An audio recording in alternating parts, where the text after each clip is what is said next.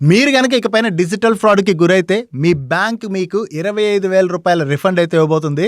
RBI తీసుకొచ్చినటువంటి ఈ కొత్త ప్రపోజల్ ప్రతి ఒక్కరికి తెలియాలి. దీని గురించి మీకు షేర్ చేస్తా. ఈ ఇన్ఫర్మేషన్ ప్రతి ఒక్కరికి హెల్ప్‌ఫుల్ అవుతుంది కాబట్టి అందరికీ రీచ్ అయ్యేలా షేర్ చేస్తూ మన మనీ పర్స్ పేజ్‌ని అయితే ఫాలో అయిపోండి. మన ఇండియాలోని ప్రెజెంట్ డిజిటల్ ఫ్రాడ్స్ అన్నవి చాలా ఎక్కువగా పెరిగిపోయాయి కదా. దట్టు ఈ డిజిటల్ ఫ్రాడ్స్‌లో కూడా 65% ఆఫ్ ది పీపుల్ 50,000 కన్నా తక్కువ అమౌంట్‌నే కోల్పోతున్నారని చెప్పి ఇప్పుడు ఆర్‌బీఐ ఒక కొత్త ప్రపోజల్ అయితే తీసుకొచ్చింది. దీనిలో భాగంగా మీరు ఇకపైన డిజిటల్ ఫ్రాడ్‌కి గురైతే మీ బ్యాంక్ మీకు మాక్సిమం మీరు ఫ్రాడ్‌కి గురైనటువంటి అమౌంట్‌లోని 85% లేదా మాక్సిమం 25,000 రూపీస్ రిఫండ్‌గా అయితే ఇవ్వనుంది.